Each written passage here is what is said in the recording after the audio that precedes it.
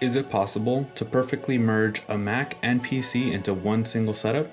What do you need to switch seamlessly between the two? Today we'll be answering these two questions, sharing some of my favorite desk accessories, and so much more. Let's get into it.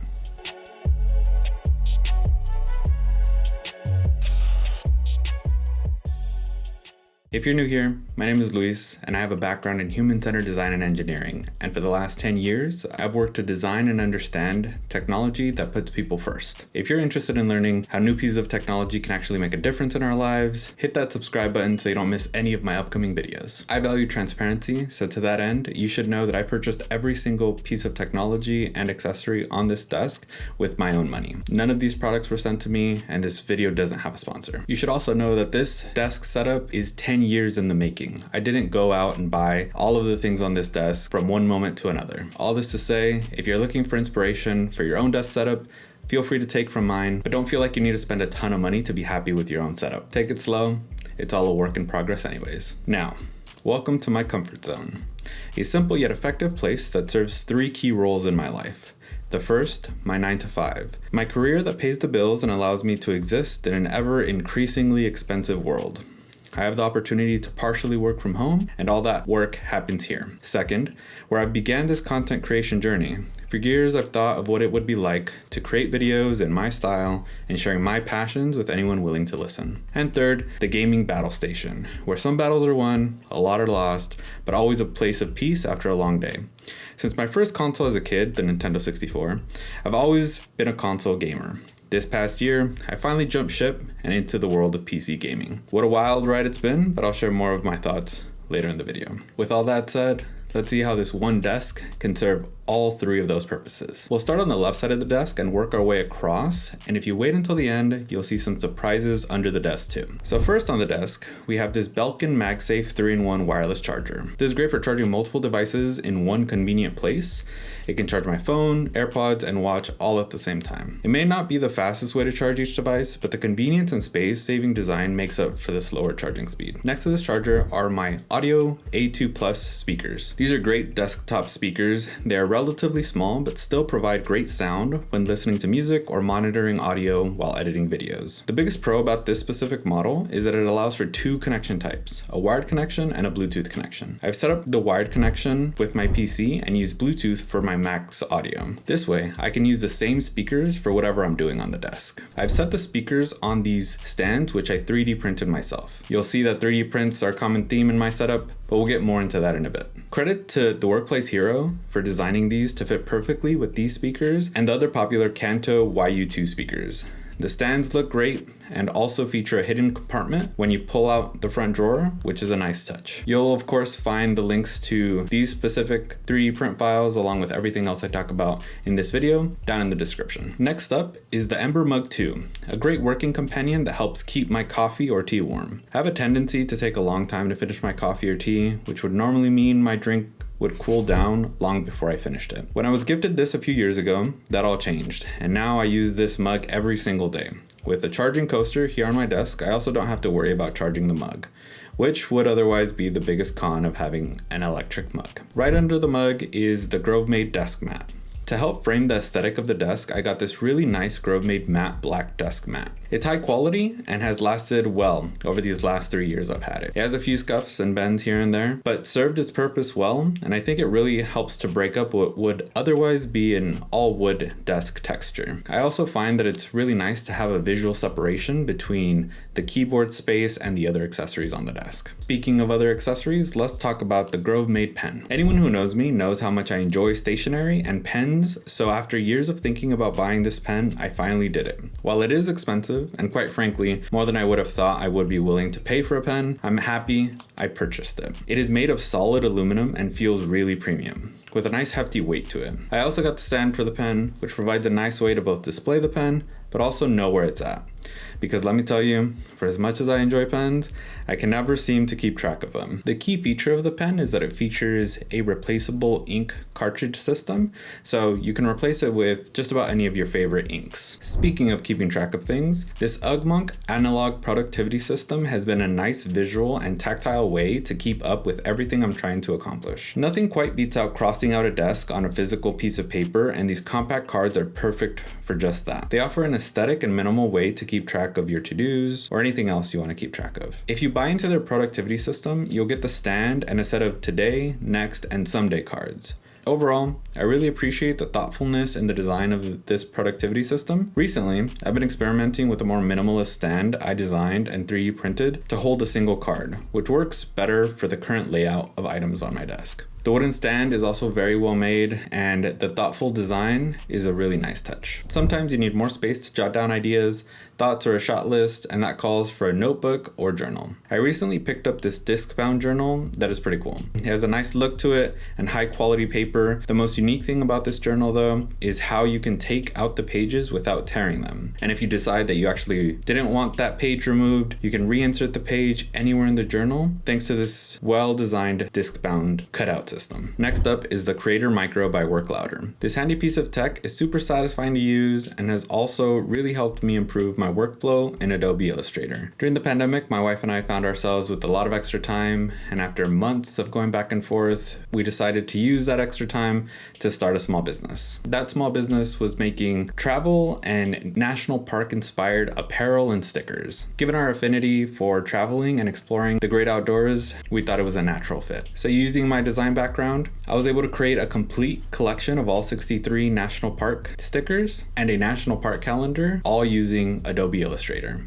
I'm not sure if this means I'm sponsoring myself here, but if you'd like to support the channel and are a fan of the great outdoors, I'll leave a link to this specific desk calendar in the description. And if you use code YouTube, I'll throw in a surprise discount at checkout. But going back to the Creator Micro, each of the buttons can be linked to just about any keyboard shortcut or action through VM. I was able to link my most frequent Illustrator actions to a button, which improved my workflow drastically. The knob is also a much more intuitive way to handle turning the volume up or down than the standard function volume keys on a keyboard. The buttons are also really clicky. You can customize the light to a few different presets, and overall is just a really good tool to help you speed up your workflow. For more general productivity, I use the Stream Deck. This is the latest addition to my desk, and I'm still trying to figure out how to get the most use out of it. For now, I have my most common applications for work and a few lighting controls while it's connected to the Mac. When it's connected to the PC, on the other hand, I've been trying game-specific controls like in Helldivers 2 with stratagems assigned as macros. Unfortunately, the only way to get the Stream Deck to work with both the Mac and the PC is to use a USB switch. I was really trying to avoid using a KVM or USB switch in my desk setup, but this was the only way to add a Stream Deck to my setup that could be used with both computers. I went with the Ugreen USB switch that's been working perfectly.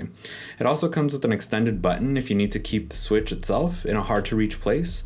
This extended button can be used as a convenient way to still use the USB switch. If you have a Stream Deck, let me know if you have any tips for making the most of it. If you're enjoying the video so far, or have taken any inspiration for your own setup, consider hitting that subscribe button. I'm on the road to 100,000 subs and could really use your help to get there. With that out of the way, let's get back to the desk. Here is this really cool iPhone stand, specifically designed for standby mode by Scotty Ujan and Overwork. The one on my desk here is a remixed version of the original that removes the Apple Watch charger and is slightly bigger to fit my iPhone 16 Pro Max with an Apple silicone case. I also added a dbrand skin to the MagSafe charger for a unique look when the phone isn't docked. When it is docked, it helps me keep track of time with the iPhone's standby mode.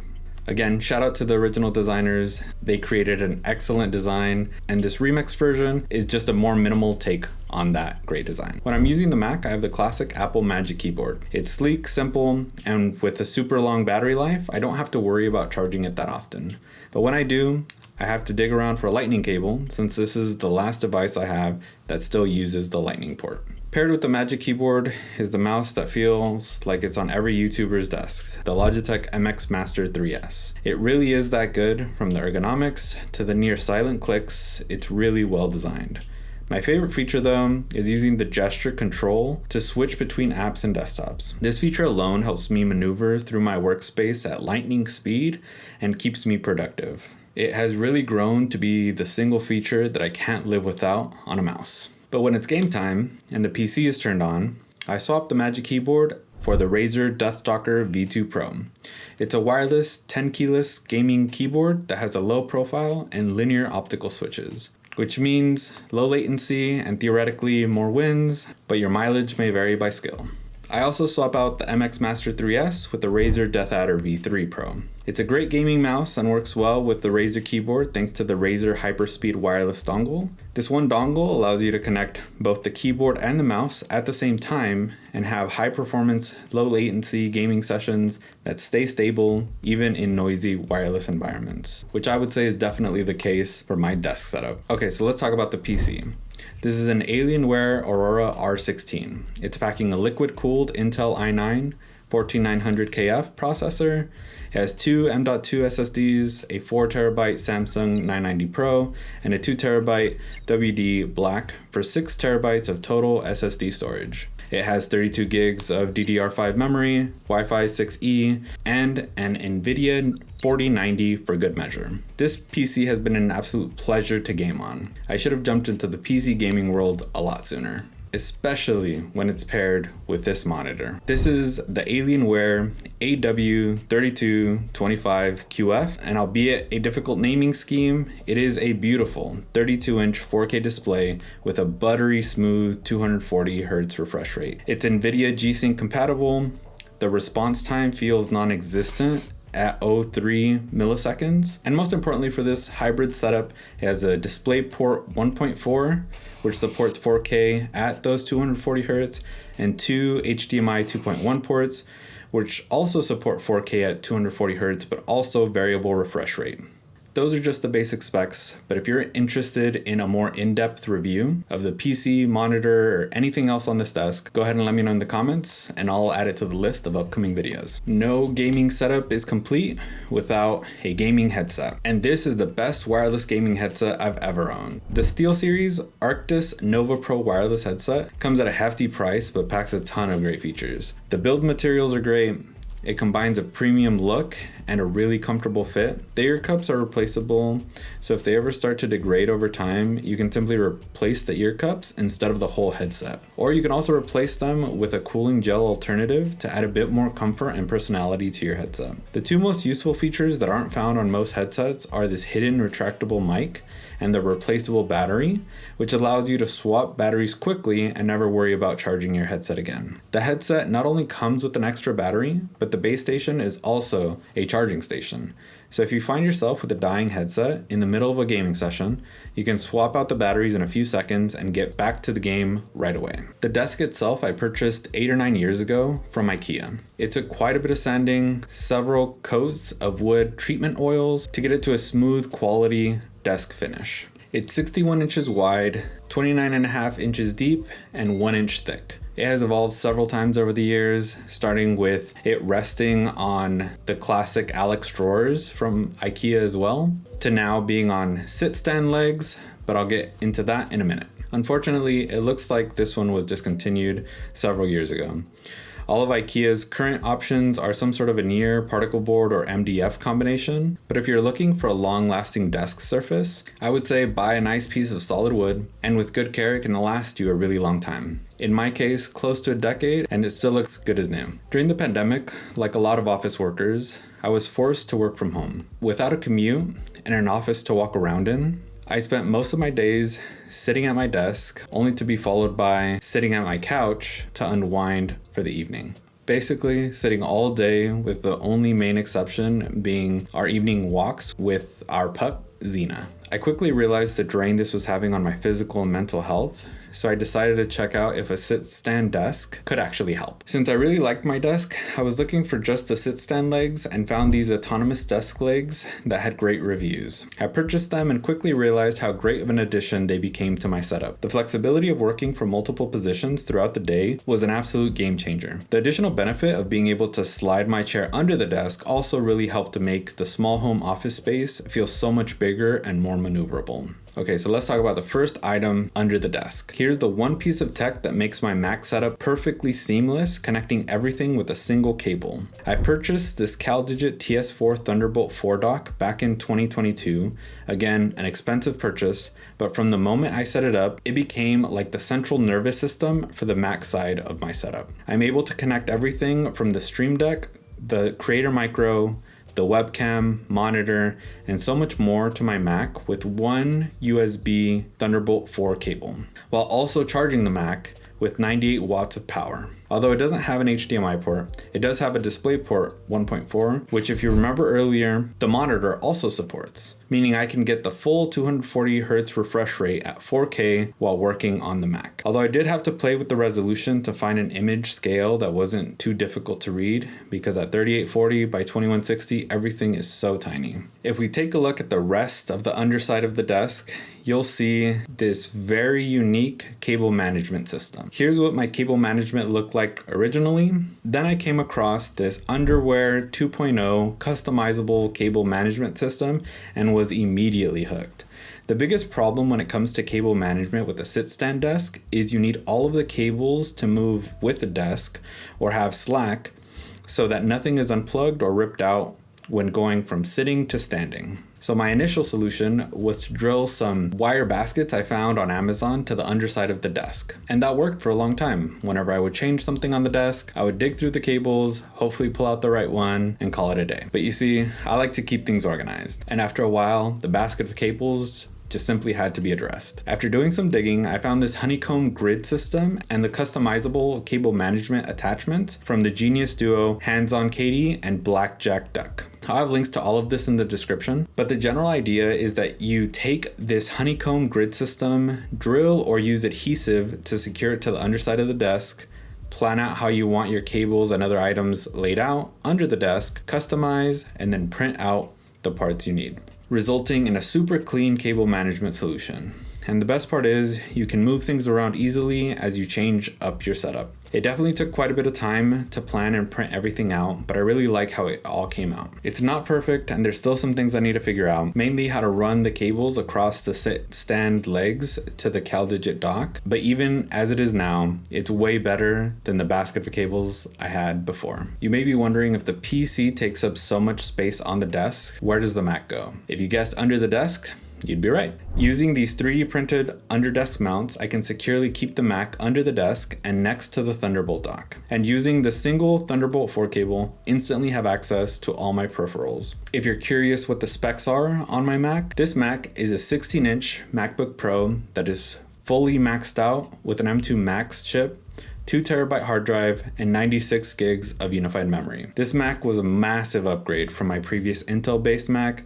From the battery life to super fast performance, I have yet to find a task this computer can't do. Even editing these 4K videos is smooth with no hiccups. A small but important addition to this under desk mount is a felt liner that protects the top of the Mac from getting scratched. I found this really convenient felt liner on Amazon that has adhesive on the backside, making it super easy to apply. For a bit of ambience, I added a hue light strip along the back edge. It provides just the right amount of light and can be customized to any color like any other hue light. If you haven't tried adding accent lighting to your setup, I would highly recommend you give it a try. It's crazy how much just a little bit of light can change the entire ambience of a space. Next, let's talk about this chair. As I've gotten older, I've realized the importance of proper ergonomics. I've tried many different types of chairs in many working environments, but the Herman Miller Aeron chair has been my absolute favorite. Last year, I was finally in a place where I could justify such a massive expense on a chair and finally replace the old chair that literally carried me through all of the working from home days over the last few years. If you've been thinking about upgrading your chair, I would highly recommend looking into ergonomic options. They don't have to be Herman Miller expensive, but your back will definitely thank you if you do. And with that, those are all of the items that make up this ultimate PC Mac hybrid setup. Let me know if you have any items that you would recommend or that I should check out to further improve this setup. If you made it this far, I really appreciate you. I hope you have a great day, and I'll catch you in the next one. Speaking of next one, YouTube thinks you'll enjoy this video next, and I hope they're right. See you there.